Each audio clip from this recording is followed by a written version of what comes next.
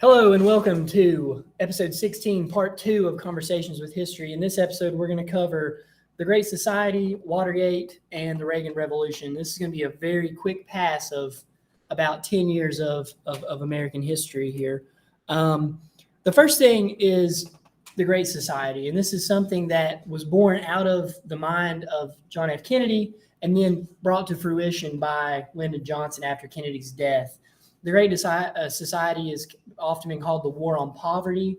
There were many different aspects of the Great Society. I mean, it encompasses so much of the modern welfare state that we have now in the United States. A big part of it that would be important, especially for our region, is the Appalachian Regional Commission and the studies done on the Appalachian region, and especially in coal towns, and the influx of especially like northern economists studying Southern Appalachian life and how they could, bring Southern Appalachian life into what they saw as a modern time. Because if you've ever seen the book Night Comes to the Cumberlands, it is basically a story of a guy who comes to the Southern Appalachian region and can't believe, in his eyes, how pre-modern it is, like how people still don't have running water, how people are still very like clannish in the way that they act, and they're very concerned about outsiders coming in. They don't like people from outside of Appalachia coming in. It's very, very interesting, but that's just one aspect of this Great Society. What are some other aspects of it that we need to know about? Well, I think he was on a tour of, as you mentioned, the Appalachian region, and he's in Kentucky, I believe, and he saw this lady that did not have a sufficient diet. And if you don't get enough iodine, you can get these huge goiters. And so she had this huge, for lack of a better phrase, lump in her throat. And he's just horrified as he sees this, and outhouses. And I can speak to this because my family, both sides, my mother's the 13th of 15 and my father was the first of 11. And they didn't have electricity at this time. In the 60s, they didn't have indoor plumbing. So his idea is we now have a space program, and yet we have all these people in our country living in poverty. So it's relevant for today's generation because Medicare, Medicaid, food stamps are still available. Clean Air Act is still in various iterations, but it begins here. Truth in Lending Act, Fair Housing Act, that's designed more for African Americans to not be eliminated from where they could live. So also came out of this is the Head Start program and public broadcasting as a means of educating kids who may not get to go to museums and travel very much. They can see things on public education. So a lot of stuff. And I think we would remember this more if at about the same time he was initiating this, the war in Vietnam begins to intensify. And we've already discussed the war in Vietnam in a previous episode. And we mentioned at the end of that episode that America would fall into this problem that is described by economists as guns and butter. Right. So what does that mean when an economist says we have a guns and butter problem? What does that mean? Well, it means you can't have both. So it's very, very difficult if you're in a war. In the Second World War, we were able to avoid some economic dislocations because of rationing and cutbacks and employment at an all-time high and overtime pay, but people were saving money. So even after the war, there's not a big turn down in the economy. But here, when you've got war and you've got all this government spending, it necessarily is going to create a recessionary times that pretty much dominate the 70s and early 80s. Right. It leads to, in the Carter administration, what will be called stagflation, the stagnation of the economy and the inflation of the currency. This guns and butter problem, it will haunt the Great Society. And sadly, the Great Society is usually used as a punching bag by most conservative writers and speakers. I think it's a problem of the best intentions, right? They had the best intentions. They saw this poverty. They saw this inequality. They saw that, the rivers of our country, you couldn't even, if you were in Pittsburgh, you couldn't even get in the Allegheny River for fear of some sort of toxic waste getting on you. You couldn't breathe the air in a lot of cities because it was just dangerous. All these things that they saw as problems really were problems. And they tried to go about fixing these problems, but it put us in an economic situation that was simply untenable. Would you agree with that? Totally agree with that. And Johnson sees himself as the heir apparent to FDR. He had he actually began his career as a teacher, and it was the New Deal program that helped him attend college. And so he thinks a lot of the New Deal programs that were not quite fulfilled, this is kind of a second version of that. And again, some of it very successful that lasted, but when the war in Vietnam intensifies and requires such spending, coupled with the space race, coupled with all these government programs, it does, you've got to pay for it somehow. Mm-hmm. And so to go along with this, in the Vietnam War that really takes off in 1964 with the Gulf of Tonkin incident and the Gulf of Tonkin resolution that we talked about in previous episodes, it's really in 67, 68, 69 that the escalation of the war gets to its peak. And, we talked about Robert McNamara and his war of attrition in Vietnam and how that had this psychological effect on the American people that they didn't get to see any victories. They didn't look on television and see victories. All they saw was bodies, whether they were Vietnamese bodies or American bodies. That's all they got from Vietnam was the death and suffering that they could see on their televisions. And famously, Walter Cronkite will go to Vietnam in 1968, and he comes back and he gives this famous address to the American people at the end of his report on Vietnam. And he says, and I'm quoting now, he says, "It seems now more certain than ever that the bloody experience of Vietnam is to end in a stalemate. It is increasingly clear to this reporter that the only rational way out then will be to negotiate, not as victors, but as an honorable people who lived up to their pledge to defend democracy and did the best they could." How does this affect the American people in their view of the Vietnam War? So first you have to understand who Walter Cronkite was. He was the anchor of CBS News, and almost everyone watched the nightly news with Walter Cronkite, Right. including me. I will interject. The listeners have seen him announce the death of Kennedy. Oh, yeah. That video. Where he takes his Right. glasses off and tears, yes. So Walter Cronkite. So today, we don't know what news media outlets to trust. We have such diverse opinions. Walter Cronkite, I think there was a poll that was done in the 60s. He was like the most trusted person in American history. And in those days, the news tended to protect our institutions. For instance, there was rumors about Kennedy being a ladies' man, and reporters knew that, and they purposely refused to cover stories on it. Whereas today, that's all we hear. That is all we hear. So for Cronkite, who had previously been a supporter of the war, to come out on the national news and say this, and might I add, say this incredibly accurately, because when in 1973 we do completely pull out, we did it exactly as he said, not as victors, but it was a stalemate. So this was huge for Americans. And as Mr. Pierce mentioned, there's no clear victories. And in fact, in 68, I think this is probably about the time that he gave this. This was right after the Tet Offensive.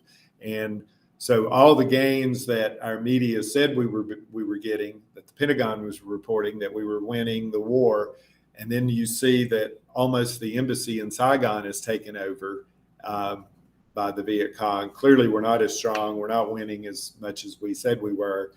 Now all bets are off. And so this leads to even more protests and more uncertainty about the outcome of the war. Right. And this kind of spills over. There are protests all across the country, but the most famous is definitely the 1970 protests at Kent State University. And they were actually protesting the expansion of the war into Cambodia and Laos. And there is it's inexplicable how this could happen at this late of a point in American history. It's kind of reminiscent of the Boston Massacre, honestly.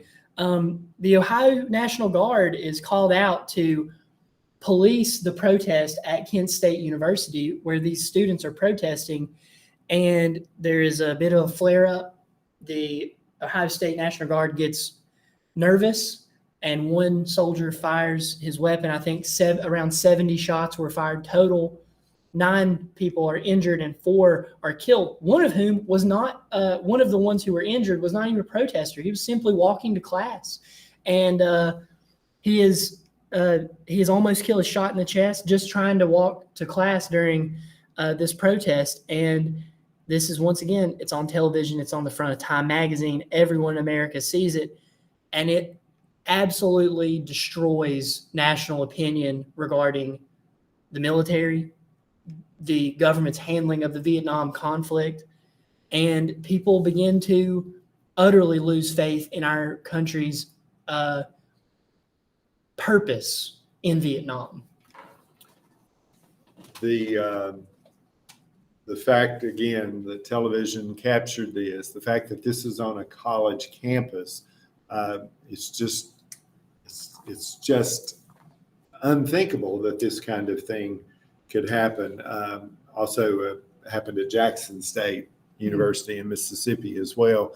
I'm reminded there was a television show at the time called The Smothers Brothers, and in one act, the brother's talking to the other brother, and he's putting a shield on, and he's putting a mask on, and he's putting tear gas protection on, and he says, "What are you doing? What are you doing all this for?" And the guy's muffled, and finally he takes the mask off and he says, "I'm getting ready to go to college." Mm-hmm. And so, people laugh, but it really wasn't funny, because you think a college campus is relatively safe. You certainly don't think something like this could happen. And I can't remember the name of the band, but a song came out called "4 Dead in Ohio." Neil Young, his famous song, Ohio, and the line "4 Dead in Ohio."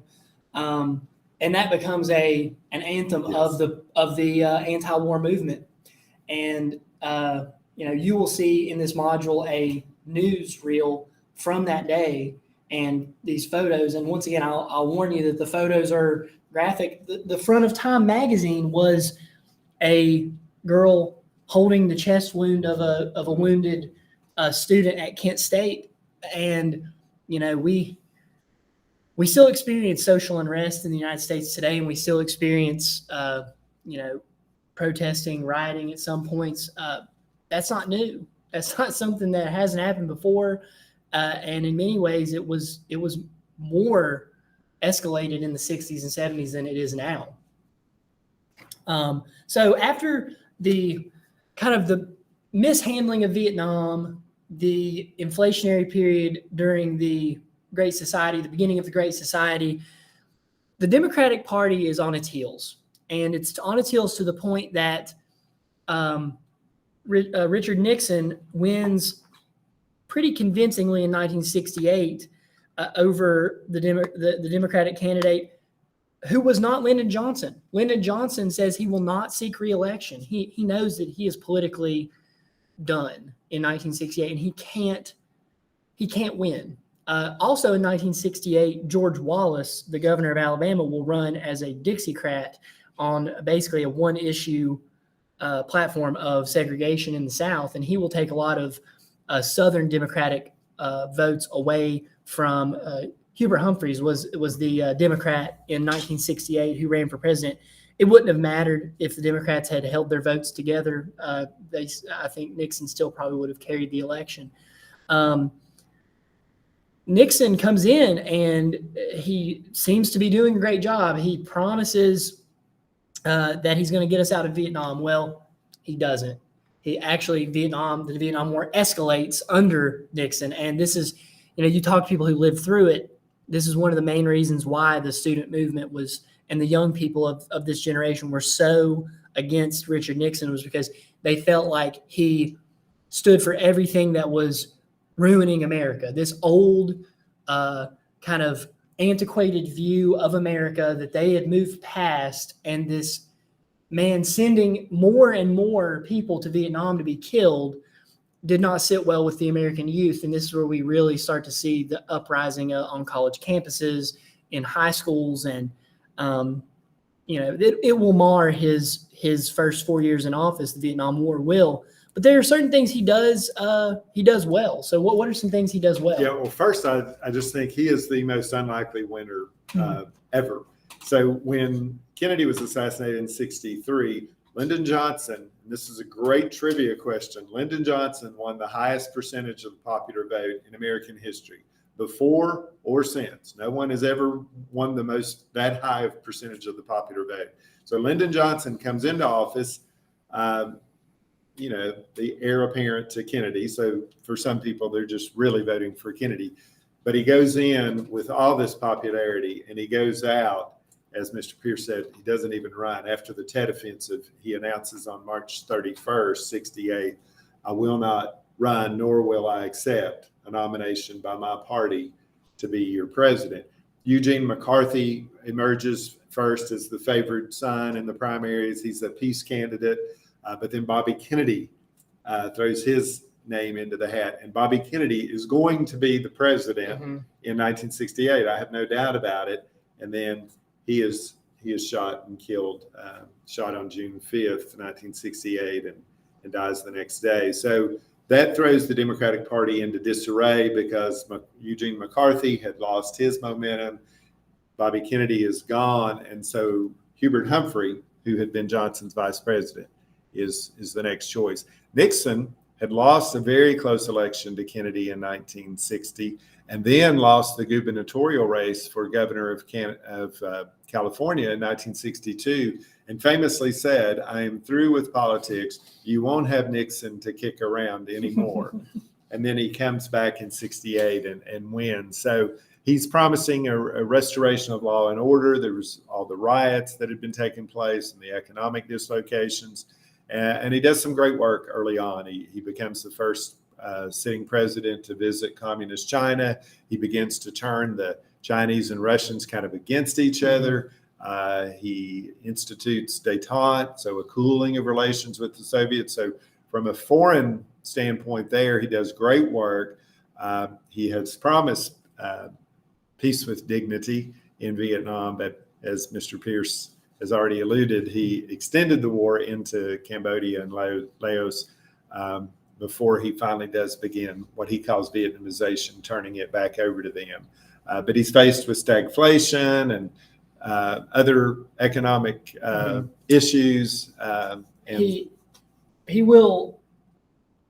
One of the biggest economic steps that he takes is he takes the United States dollar off of the gold standard. He removes the link between the dollar and actual gold reserves. And this allows the government, this has been done in the past by the British, went off the gold standard during the Great Depression so that they could inflate their currency to pay for social projects. He will do this in an attempt to allow the Federal Reserve to step in and have a greater role in combating stagflation. And it works to a certain extent, but moving away from the gold standard really opens up our economy to even greater inflation, because now there are no brakes, there are no bumpers, there are no rails. You can go as far off on the trail of inflation as you want, and you won't feel the immediate pain the way you would as a nation if you were on the gold standard. It's a very complicated topic to discuss, but suffice it to say, if you're on the gold standard, you can spend beyond your means a little bit, and then you feel immense pain as a country. If you are not on the gold standard, you can spend beyond your means extravagantly, and you won't feel immense pain until maybe 5, 6, 7 years later. And so this is what happens to us. In 1972, Nixon wins an absolute landslide against George McGovern. George McGovern was accused of being a socialist, of being a communist. He was very left-leaning for the time, and Nixon absolutely drubs him. I think he won Massachusetts and Washington, D.C. were the only two states/territories that he wins in the election. 520 electoral votes to 17. I mean, that is an absolute destruction in a presidential election. first presidential headline election headline that I ever saw was that word: Nixon wins in a landslide. And, I'm 10 years old, so I knew landslides were, when mud and stuff comes down. So I remember asking my mother, what does that mean? And basically, it means Nixon thumped him. Mm-hmm. McGovern had come up with some ideas that were, like do away with the military and some, as you mentioned, some pretty far left ideas. So Nixon wins, even though on June 17th of that election year, the Watergate building in Washington, D.C. had been broken into, including the Democratic National Headquarters that was housed there. There was some inkling that these people were tied to a group called CREEP, which is a great acronym, the Committee to Re-elect the President. But nothing was linked to Nixon. And at the time, Watergate, by the way, is a huge building. It's got a hotel. It's got all kinds of offices, and it's on the Potomac River. It's right on the Potomac River, and so the idea of Watergate was out there at the time of the election, but obviously did nothing to decrease people's confidence in Nixon. And he wins in a landslide. In January of that year, American POWs begin to come home. We're pulling out of Vietnam. So at first, his second term begins very, very promisingly. And then there becomes more news about what really happened at Watergate. Nixon's own vice president, Spiro Agnew, had to resign because when he was governor of Maryland previously, he had supposedly accepted bribes and cheated on his income taxes. So he resigned. And then the entire next couple of years is just about Watergate primarily, right, and the inflation. There's the Yom Kippur War in the Middle East causes OPEC to stop selling America oil. And so there's huge gas lines. They changed the national speed limit. When I was a kid, it was 75. They changed it to 55 to try to conserve gas. You literally could not get gas on in some locations when you wanted to. So it was based on your license plate. If it ended in an even number, I think you could get it Tuesday, Thursday, Saturday. Odd number, Monday, Wednesday, Friday. Very few service stations were open on Sundays back then. So you've got inflation, you've got an energy crisis, you've got political crisis, and Nixon continues to appear on television saying things like, the American people need to know that their president is not a crook. Right. I am not a crook. Right. And then there's one of the co-conspirators announces that, well, there's tapes. Mm-hmm. And the Supreme Court forces Nixon to release. He keeps trying to use executive privilege, but he's finally forced to release the tapes. And in it, if it wasn't conclusive that he had at least ordered a cover up by the FBI of what was going on at Watergate, it was at least that he was foul-mouthed and he was aware vindictive. of certain actors that he was willing to, let's say, get rid of if they were going to cause him political problems. And we haven't talked what the scandal was. So basically, they broke into the Democratic National Headquarters allegedly to try to find out what was their strategy. Nixon was paranoid. What was their strategy? What did they have on Nixon that could cause him to lose the election? And this committee, the CREEP committee that I mentioned, was paid for by Nixon associates and people who supported the president. And then the idea was, what did the president know? When did he know it? Mm-hmm. And so apparently he knew a lot more. If he didn't order the break-in, at least he protected those who supported him. And that's what the Watergate scandal is all about. And if, he's not actually convicted of he is impeached, but he is not removed. He resigns before he will be removed. He is told that he will be removed in the Senate if he does not resign. He's actually, They don't really bring the charges against him. Basically, they they accuse him of lying to Congress effectively, which is exactly what gets Bill Clinton impeached later on in the 90s. Nixon was a lightning rod character. He was loved by many, hated by many. And once this scandal got going and got legs, there was no stopping it. And he admits, he comes on television and you will watch his resignation on the Today Show from that day when he resigned. And he says, I've lost the ability to govern. I've lost I no longer have enough political capital to govern the country. And so he resigns. The first time in American history, the president willingly resigns the office of the president. And this, much like the scandals of the Gilded Age with Ulysses S. Grant and the whiskey ring and Congress and the credit mobilier scandal, how that shook American confidence in their government. This maybe doesn't shake the American confidence in their government, it kills it. Yeah, I think that's fair. And again, I hate to keep using myself, but so I was going into the 5th grade and I watched the Watergate hearings, and I just remember when they released the tapes, just the brutal language that he used, such foul language. And then he seemed mean-spirited, and he had vulgar comments to make about Truman and Kennedy before him, and most presidents, at least if they felt that way about their predecessors, they don't publicly say it. Now we've got evidence of all this. So it was a very, as a kid, it was a very confusing time for me, because I just, held the president at such a high prestige. And frankly, I'm not sure if we've ever gone back to that. The presidency has really never recovered from Watergate, has it? Yeah. And maybe that's a good thing. Yeah. Maybe there was a reverence there that didn't need to be there. So, Right. But because his first vice president, Spiro Agnew, had resigned, Nixon had appointed Gerald Ford to be his next vice president. And so Ford now becomes the first unelected president in American history, because he was not elected to either the office of vice president or president.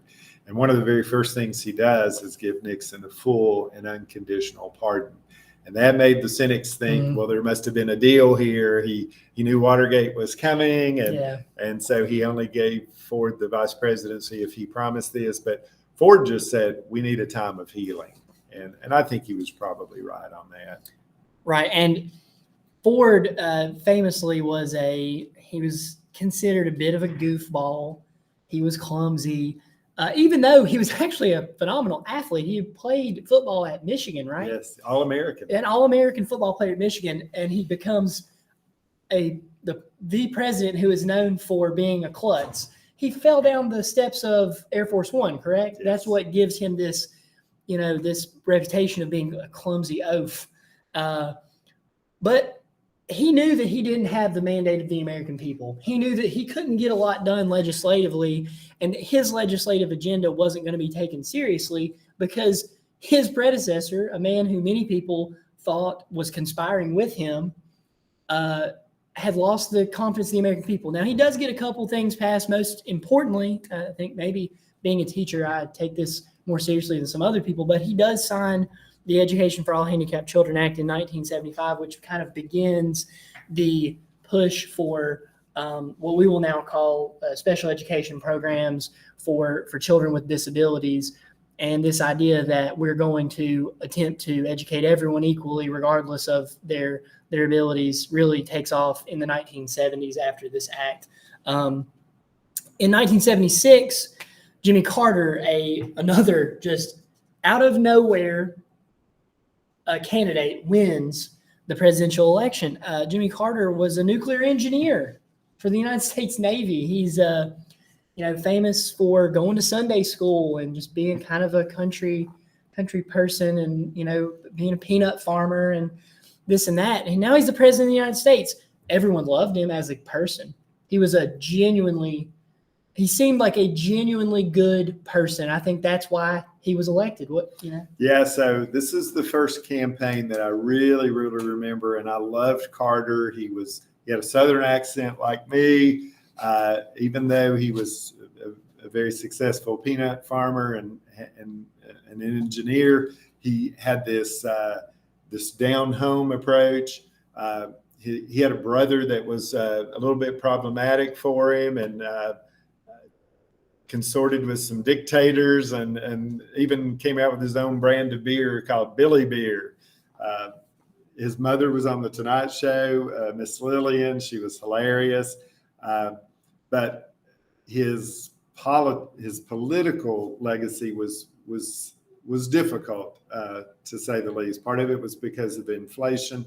Part of it may have been because, I don't know, maybe he was too honest. As Mr. Pierce has created the United States Department of Education as a formal cabinet office, that was good. EPA's got to clean up their nuclear facilities better, but he has, there's a 3 Mile Island meltdown in Pennsylvania that makes us all fearful of nuclear energy.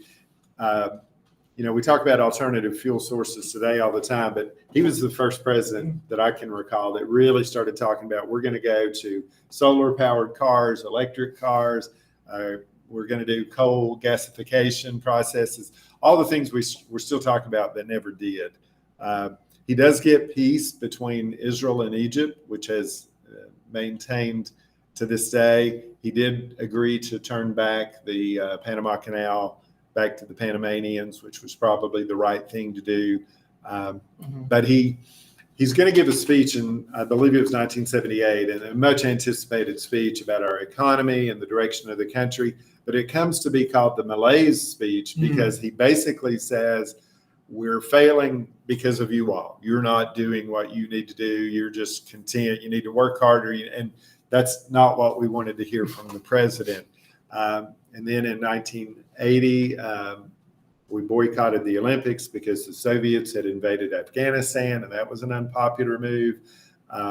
He allowed the Shah of Iran to come to America for medical treatment, and Iran had returned to fundamentalist Islamic control, and the Shah was pro-Western. So Islam, the Islamic leader, the Ayatollah Khomeini, wanted the Shah returned to Iran. We refused. So they seized our embassy, and I think 53 Americans were there. Carter tried to do a rescue. The planes crashed, killed all 8 would-be rescuers. So the end of his presidency was just, there was no way that he was going to win in 1980.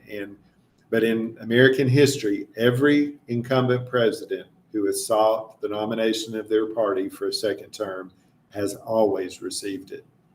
So that's an interesting fact. Again, if they had to be elected, Andrew Johnson was not elected, but any incumbent president who has sought the nomination of their party for a second term has always received that nomination. So we don't know what's going to happen in 2024. There's a lot of time left, but Joe Biden's popularity is almost at an all-time low, and the Democrats are already talking about other possible candidates. But if he runs, I trust that he'll get the nomination. It's happened every other time. And so, we hit a lot of things there with the Carter administration. The inflation and the rationing of gasoline is one thing that really grates on people. The late 70s, as you mentioned, there was a gasoline and energy crisis earlier at the end of the Nixon administration, but it really hits this critical point in the late 70s. He does institute things like the Department of Education. It becomes a cabinet position under him, which I have to mention this. It's just a fun fact. In presidential succession, the succession of the president is not determined by the importance of the cabinet member. It's determined by the chronological order in which the cabinet position was created, which means that if in the presidential succession, if we got down to it, the Secretary of Education would be president before the Secretary of Homeland Security. Because of the chronological nature, because the Secretary of Homeland Security, that position wasn't created until after Secretary of Education. So that's just a funny kind of quirk of American politics. But the 3 Mile Island event really shakes people's confidence in nuclear energy. Of course, it's not until about 10 years later that the Chernobyl disaster in Ukraine will absolutely destroy people's confidence in nuclear energy. And it's sad because nuclear energy is such a powerful force for good in our quote unquote fight against carbon emissions, right? The idea that we're going to get out of our carbon footprint with windmills and solar panels seems a bit pie in the sky when we know we can use nuclear energy way more effectively, but people are scared of it mainly because of things like 3 Mile Island. The Iran hostage situation really destroys Carter's ability to rally the American people because they feel like he's doing nothing. Now, as you mentioned, he wasn't doing nothing. He did send rescue attempts, but the American people are just fed up with the state of things by the end of Carter's administration, and we get what's known as the Reagan Revolution, right? This reaction to the more left-wing liberal policies of the Great Society and of, Carter being a more of a environmentally minded person, being more of a socially liberal person. The Democratic Party's attempts at guns and butter. Reagan comes in and he's like the disciplinarian kind of father who says, you're not going to have dinner too late. You're going to wake up early. We're going to get to work, and we're not going to buy frivolous things, and we're going to work out and get stronger so people are not thinking we're weak anymore, and people reacted to it positively. They actually said it was for the first time ever when a presidential candidate came out and said, look, we're going to have to tighten our belts a little bit and stop spending so much money that we don't have. A lot of people thought he was going to be destroyed because he said this, and actually it's the exact opposite. Yeah, he had been an actor, not in any real prominent movies, but he had been an actor in the 40s and 50s, and then became governor of California. He had a very, he'd been a disc jockey as well, so he has this great voice. He exudes confidence. And even though at the time he was the oldest elected president in history, which he will break his own record, which has since been broken by Trump and Biden, I guess. But he just had this energy, this charisma that whether or not there was substance behind it, who knows? Mm-hmm. But the American people really needed that. And one of his campaign commercials said, "It's morning in America again." And it just seemed to offer such hope. So he's cutting taxes. There's another recession. I was in college at this time when he became president. But he's reducing all these non-military. So the focus is going to be on military. We're going to defeat the evil empire, the Soviet Union. And Mr. Pierce previously had talked about famous speeches, but he gives a very famous speech too when he's in Germany, and he tells Gorbachev, "Mr. Gorbachev, tear down this wall." Right. And about a few months later, the wall comes down. And, this is in 1980. It's the end of his second term when he gives the Mr. Gorbachev tear down this wall speech, which we'll get to in the next module. His economic plan is fairly simple. He says we're going to cut taxes, we're going to reduce social welfare spending, and we're going to increase military spending. And that's part of his foreign policy plan, which is to give aid to countries that are fighting communism, just like Truman, with the Truman Doctrine and the idea of containment. But he goes farther than containment. He says we're going to openly fight communism. We're going to destroy this evil empire, this communist empire that's holding sway over half of the world at this point. And he puts it in very stark black and white terms. He says there's the free world and the slave world, and we're not going to fall into this slavery of communism. People respond. He reverses the idea of détente, the idea that we're going to have friendly relations with the Soviet Union. He says, no, we can't be friendly. How can we be friendly with them if they're an evil empire? we're going to negotiate with them, but we're going to negotiate from a place of power, right? And this is where we get the famous, used over and over again, kind of neoconservative view of peace through strength. This idea that we're going to have world peace because people are going to be so afraid of getting out of line that they just won't. And so many people did not think this was going to play to the American public. It plays, and it plays better than maybe any platform in the history of the United States. In 1984, he has an even bigger landslide victory than in 1980. In 84, he defeats Walter Mondale, and Mondale only wins his own state. And often that doesn't happen because, not the Mondale statement, but the second term, almost every president, that'd be something interesting to go back and look at to verify, but almost every president, the second term, they don't get as many votes as they did the first, because we're Americans. We get tired. We don't get what we want. And the Reagan second election is even bigger.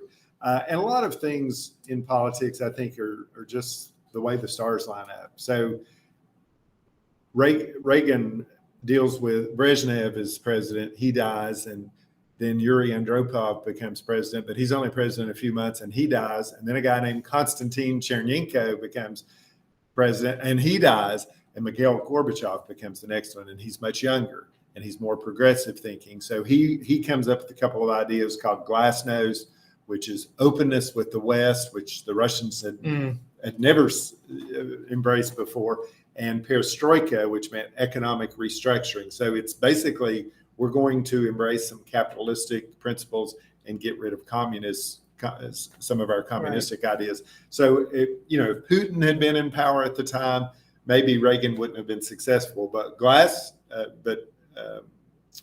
Gorbachev was open to some of these conversations, and the rest is history. Gorbachev famously comes to the United States, and he stops at a grocery store, and because he wants to make sure he's not being shuffled through a fake America, that this America has been put up like a movie set, right? Because that's what the Soviets did. If they had foreign dignitaries come to the Soviet Union, they would stage everything. Everything was kitchen. Right. Yeah. Everything was staged. It was all fake. So he stops and he goes into a grocery store, and he cannot believe the abundance of food in a normal grocery store in a rural area. He's like, you can just come in here and buy any of this stuff. It's fully stocked. Trucks were coming in and out, bringing more food all the time.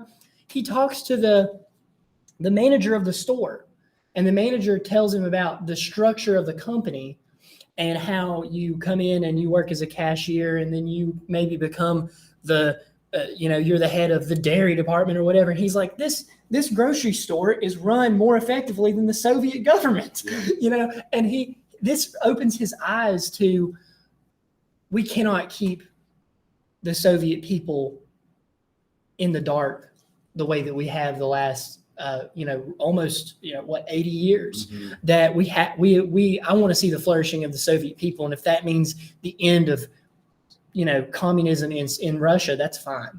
And so you're right. It probably wouldn't have gone the same way if you hadn't had an open-minded foil in the Soviet Union, a person to bounce these ideas off of. But the Reagan Revolution really comes down to a couple things. It's a reaction to big government spending, the extravagance of government spending, and it's an American people who want to get back to what they see as a more traditional American way of life. And that's the way we can describe the Reagan years is, it's the idea of evangelicalism and politics becomes normalized at this point, that evangelical Christians are going to vote a certain way, and what's called the moral majority becomes big at this time, as these social issues like abortion, gay rights, AIDS was big. The AIDS epidemic, things like that, these moral issues bring in the idea of a moral majority, and that becomes a big part of the Reagan Revolution. For better or worse, we could argue that it's for worse. There are definitely arguments that it improved certain things, but that it harmed American politics. But this Reagan Revolution, ushers in a new party system. And it was a script right out of Hollywood from day one. Didn't mention this, but Carter continued after he lost the election in November. Of course, he still is president till January 20th, but he's still negotiating with the Iranians for the release of the hostages. And he secures an agreement because of his support of the Shah, who by this time had died. They say, we will not release those hostages until the new president comes into office. So like Reagan's first day in office, the hostages come home. And I remember people saying, I was a senior in high school. I remember people saying, Reagan's done more in one day than Carter did in 4 years, which was, of course, not true, but it was that perception that, and his own charismatic personality. And keep in mind, there are a lot of people who did not like the Reagan Revolution. I don't mean to say that he was universally applauded. Just, you know, in America, you win a presidential election if you get like 49.6% of the vote. So he was closer to 60% though. So he was one of the most popular presidents. But again, there's a lot of detractors and a lot of people.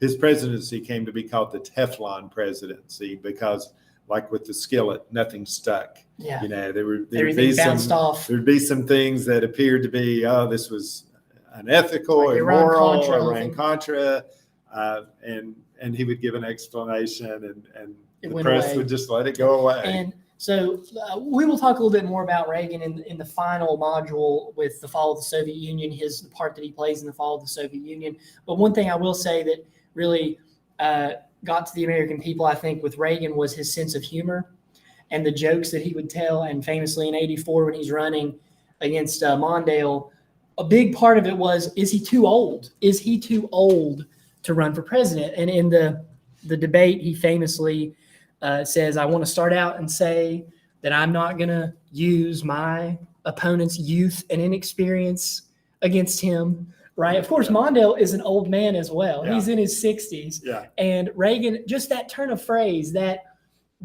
kind of wit and wisdom that people felt like he had, whether it was real or fake, the American people responded to it, and they, he was one of the most popular presidents in the history of the country. And I definitely think it was because of the persona that he presented to the American people. Yeah, and probably the best example of that, so he becomes president January 20th, and in March, I think it was, just a couple months after he's shot in Washington. And his press secretary is badly wounded. I think a couple of Secret Service agents were shot, and he is shot just below the heart. And there's every indication that he may not survive. And before he is whisked into surgery, and this is why I say this is who he was. And I'm so glad you mentioned his humor, because I'd forgotten about that. They say, we're going to do this procedure. Here's what it's going to look like. And he takes the arm of the emergency room attendant or whoever it is, and he says, well, let's just hope they're all good Republicans. So he's getting ready to go, potentially life-saving surgery, and everybody laughed. Right. And that was kind of his, and he had this cowboy persona that he would do sometimes, where he would go out to his ranch and he would ride horses and put on his cowboy hat. And Nancy Reagan, his wife, she was a starlet. She was a movie star just like him. And, it was almost like the United States had this funny old granddad who was kind of doing a really great job. But he wasn't doing a great job in the way that Nixon was, where Nixon was just, like you said, he seemed so vulgar and so harsh. And Reagan shows that there is a softer side of that you can have those same kind of economic and political views without being so unpalatable as a human being. So the Reagan Revolution is kind of where we're going to stop this. We will talk about the fall of the Soviet Union in the next module, along with modern history, contemporary issues. We're going to talk about things that I can remember. I am 26 years old. We're going to talk about American history that I lived through in the next module. I'm pretty excited about that. So once again, I want to thank Mr. Gilmore for being with us. All this experience teaching American history and now educating teachers who will go teach American history at King University. I've said it before. I'm so glad I have resources like this that I can reach out to, and they can come and help me with these things, and hopefully give you a better, richer perspective of our history. So that concludes episode 16, part 2, and we will see you at the final episode very shortly.